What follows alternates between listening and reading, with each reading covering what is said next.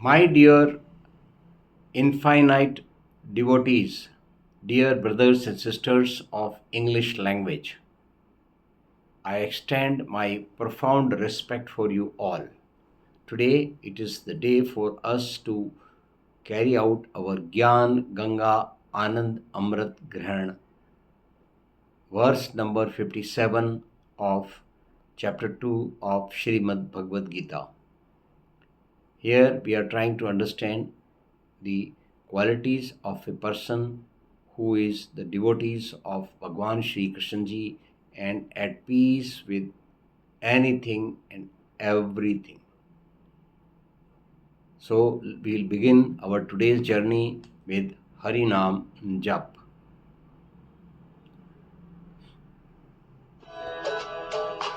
Om Namo Bhagavate Vasudevaya Namaha. Let's see the English version. This book of Bhagavad Gita, which has an abundance of knowledge, is all about the steady intellect. We all know the mind. Every time we keep on saying that my mind is saying this or that. It likes this and dislikes that. Every moment it generates millions of thoughts that confuse a man, which is why there is a belief that a steady mind or steady intellect is the best. Here, Lord Krishna explains this with an example of a tortoise.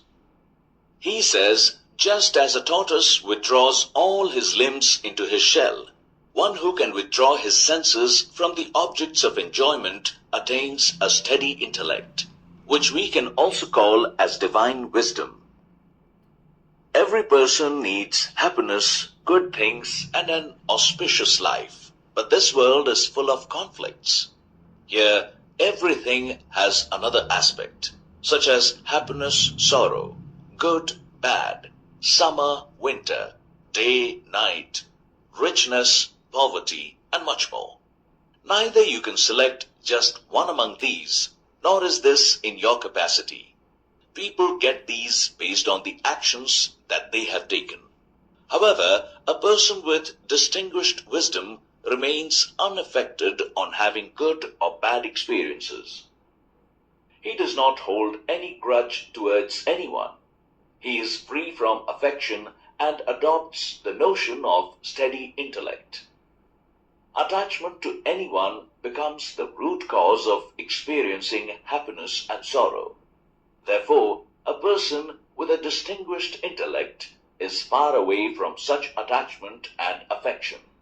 He gets this intellect after attaining self-realization. When one understands the nature of the soul and Lord Shri Krishna, or we can say that when his mind becomes concerned with the devotion to Shri Krishna, he reaches a state of steady intellect. So we agree that in Sanskrit it says, Yah sarvatranuvisneyastattat prapya shubhashubham nabhinandati nadveshti tasya prajna pratisthita. यह सर्वत्र अनभिस्नेह तत् तत् प्राप्य शुभ अशुभम न अभिनंदति न द्वेष्टि तस्य प्रज्ञा प्रतिष्ठिता.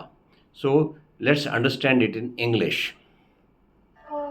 That person who is not bound by attachments and is neither happy nor sad for anything good or bad, his mind is stable.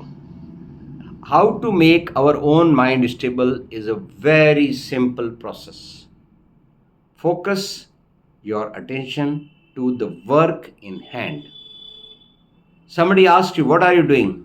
You just reply, I don't know what I'm doing. And your second line should be, but I am definitely sure that my attention is fully on whatever work I am doing at the moment. This is sannyas, this is yoga, and this is steady intellect. It's as simple as that. Now you will ask the question, but then why so many thoughts, billions of them in my brain? Because you are a egoistic person. You are a selfish person. Same thing what you are doing, you just have one feeling for that. I am doing it for my Almighty Bhagwan Shri Krishna Ji. That's all. The moment you ascribe everything, whatever is the work in your hand, to Bhagwan Shri Krishna Ji, you will become a sannyasi, you are a yogi, and you are also a person of steady in intellect. Let's understand this in the form of music.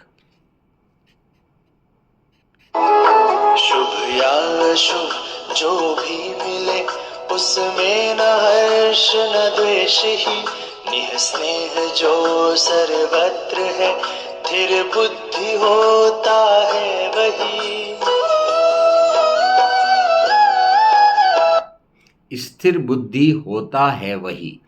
Now we do Purna Ahuti with Om Uchcharan. O